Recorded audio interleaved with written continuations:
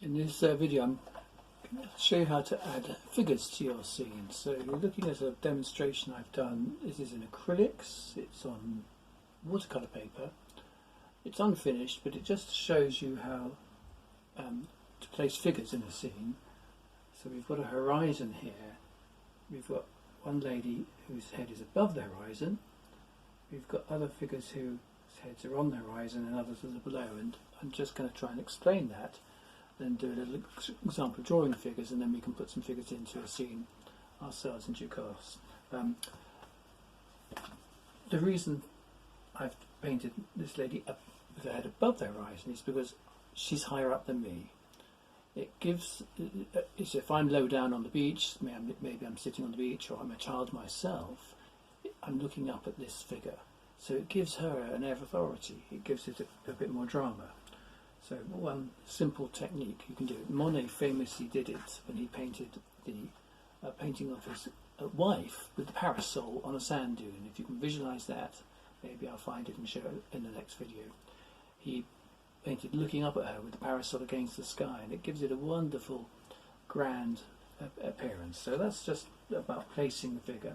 But of course you have to keep the other figures consistent, and you have to take into account with the scene what happens to the landscape or the seascape here. So figures in the distance, are they on the same level ground or level beach as you, are they slightly lower down the beach? All these things have to be taken in if you're going to make a convincing beach scene or street scene or any scene. So here's another one. This is just a little crayon study of some figures on the beach. You can see, just bring it in closer for you to look at, with dogs. And we've got reflections as well, and the crayon is enhanced with pen, so you've got this black line to give it a bit of structure. But again, it just shows you how you can place figures of all sizes in one scene quite close together, but obviously they're not, so the figures behind here obviously further back. And a very simple rule of thumb here is, if this figure is twice as far away as this figure, it will appear to be half the size. Is that not logical? So let's move on. Let's take this away. Get my sketchbook up here ready. I'll show you some photographs. I'm going to use a source material, and these will be added to the video. So here's one, for example. This is a beach scene with figures all across different sizes and scales, some right in the distance, tiny figures, some close up, and it's about showing the scale. So once you look at this photograph close up, you'll see, I'll try and show it to you now like that, you'll see it's all about how to place the figures so that you get a convincing sense of space. So that's that. But I've got some other figures, not just on the beach, but here we are. So I've got some beach ones which are rather lovely with some girls on the beach. So we've got one young lady here, we've got her friend here climbing on the posts, we've got similar scenes. So this little sequence is all about figures in doing something to tell a story. So here she's trying to balance, so actually quite fun to try and draw that. Here she is looking to see if her friend's okay, not going to fall off. I've actually got a photograph of her taking a photograph of her friend, so that's all part of it. So we've got the sequence there, which I'm going to play with and look at. Figures a bit further away in this one. We've also got, in many of these, we've got reflections. Because we're in the shadows of the water, we get the colours reflecting, and that adds another interest and a layer of interest to the scene. And then if you want to do something different again, I've got some photographs taken at the farm recently. This is Olive from the farm, and this lovely old lady walking towards this. So she'll make a great character to draw. So let's make a start. Let's do some drawing. What I suggest you do is, whatever scene you want to put your figures in, you do a drawing, like I'm going to do here, before. I want you to do a drawing just for its own sake. So here we go. Let's just start with one young lady. And when you draw a figure, you're trying to work out not just her proportions, not trying to work out necessarily her likeness, but you're trying to get a sense of the posture, the balance of the pose. So it's a very good idea to visualise what that entails. And the simple way is to hold a pencil through the middle of your subject's head. and I'm looking at the left edge of that pencil, and I'm trying to see where it passes through her figure. So it goes behind her shoulder here, behind her elbow, through the middle of her waist, but actually it comes at the back of her thigh here, passes through the middle of her knee and this ankle. And that's because her weight is on her left leg and it's balanced. Her right leg is bent, she's transferred the weight onto her left leg, so that isn't underneath this plumb line. So when you draw a figure, let's just draw a plumb line, and just doesn't have to be done with a ruler, but just a straight line. I'll draw this figure the same size as the photograph to make it easy to understand. And for that reason, what I'm going to do is just zoom in a bit more, so you can see carefully what I'm doing. There we go. Let's break it down into proportions to start with. Her head's about this size. Okay, we can actually measure the head like that and transfer it. But the other thing we can do is actually count heads. So 2 heads, 3 heads, 4 heads, 5 heads, 6 heads, and a half get down to here. So I'm going from the very top of her head here down to her chin. Let's just double check that. Always double check these measurements. So there's the first head, second head halfway down the arm, third head onto the hip, fourth head, edge of the skirt, fifth head, back of the knee, sixth head, and it's just slightly over 6.5. It's almost 7 actually, but not quite. So if we were to mark off the same measurements as I've drawn here, this is the head size, and you can do this by, if you want to measure it off with a ruler, that's fine. So there's 4 heads, there's 5 heads, there's 6 heads, and this is 7 heads, but we're expecting actually not to quite get down to the 7th head. Okay, so I've made a simple grid, and I know you're going to say, I don't want to do that, I want to just draw it. Try, see how you do. But this system will guarantee your proportions, and it will enable you to get the balance, and those are the 2 things you must get right. It doesn't matter how beautiful you draw. If you get those wrong, no good. Okay, so let's just draw the shapes as simple shapes initially, and this is about planning. So we just draw a shape for her head. Her hair obviously is coming down at a fantastic angle here. We can come back to that. We've got her shoulder in here. Her elbow is on this third head marked down, so 1 head, 2 heads, 3 heads. We know where the elbow is going to go on here. I'm not going to draw that yet. I'm just going to draw the simple shape. So down to the bottom of the skirt, 2, 3, 4. So we've got 4 down. So this is where the skirt comes in. And we can start to draw simple shapes now. And I'm looking at where the plumb line passes through. So that's why I'm drawing the skirt here to the right, going to the right of the plumb line.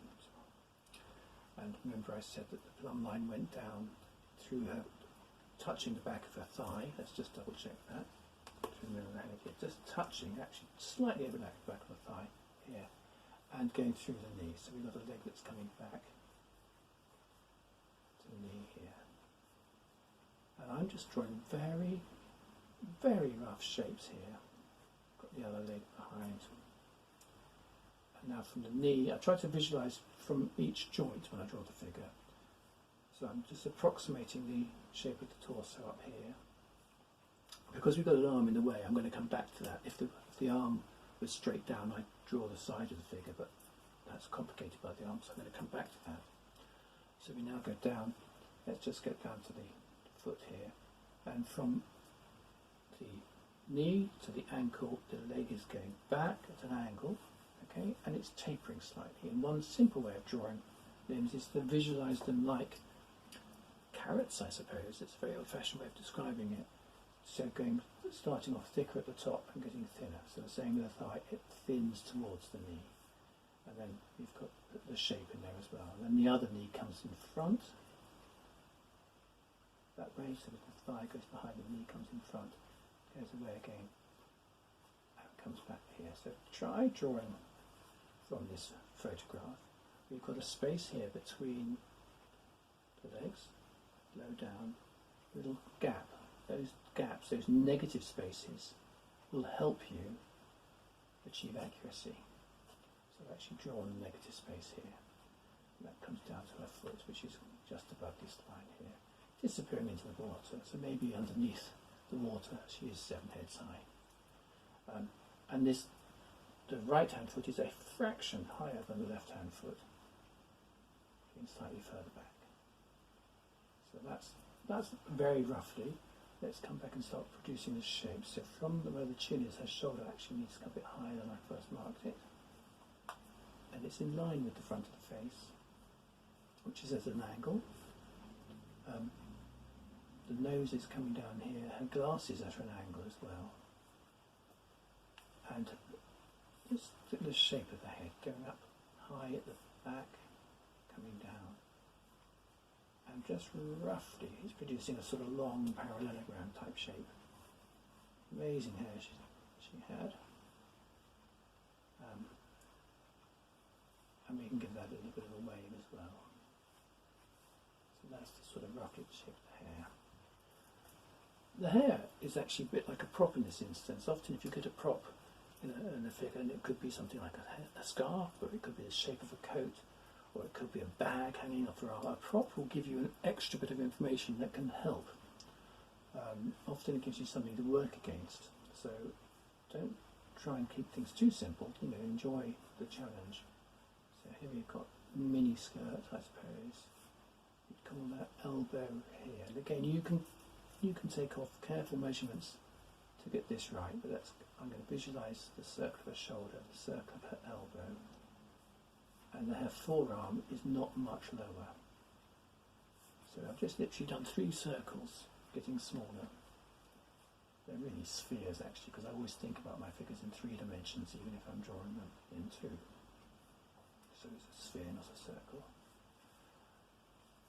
You don't need to worry about that too much. And then again down to the wrist, just tapering, and the hand.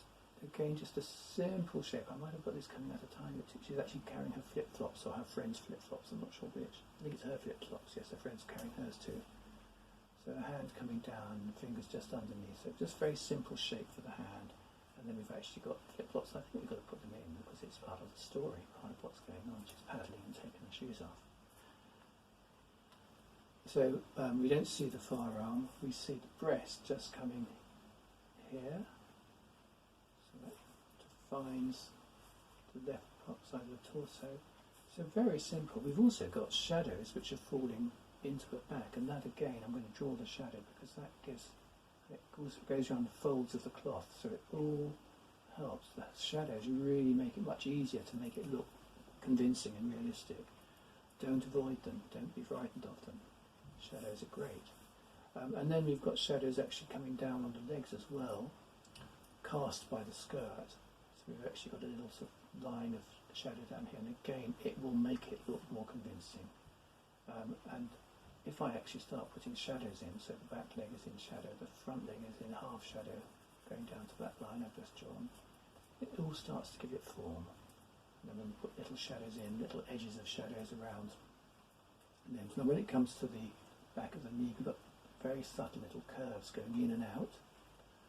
Delicate shadow here, and also we've got the shape of the calf, which pushes out and goes into there.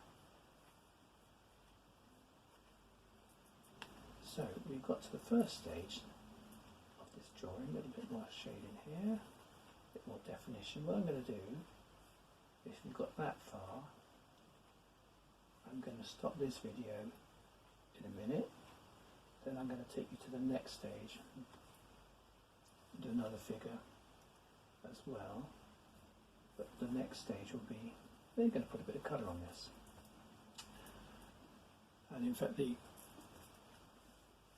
figures on the beach I showed you with the dogs were done with crayon, as I said, so we could use crayon, or we could use watercolour, or we could use acrylics. Let's put a few more shadows in, very softly, just using very simple shading. So I'm doing the shadows with the pencil at this stage. And finally I'm just going to put sunglasses in. Remember they're on a tilt, so I've drawn a line, an angled line to the top of them, and we don't see much of the right hand lens because of her nose, but we see a bit more of the left hand one, a bit further there, and just a little tiny bit of mouth and chin. Again, just be subtle, with things like that. And again, bottom of the face is in a bit of shadow, and hair's catching the light, but the rest of it's in shadow. So again, I'm just going to put some get them in here to set it all off. A couple of layers of pencil. I build it up in sort of gentle layers, and so we get this effect of the light sort of moving across the hair. And I put a few little lines to follow the form of the hair, just to get it all looking right. And of course, don't forget that you've also got a bit of reflection down here, and the skirt comes in down here, a bit of yellow in the water, so that can be added into it. So there we are, we've got a start on that. Next video we'll develop it. Thanks for watching so far.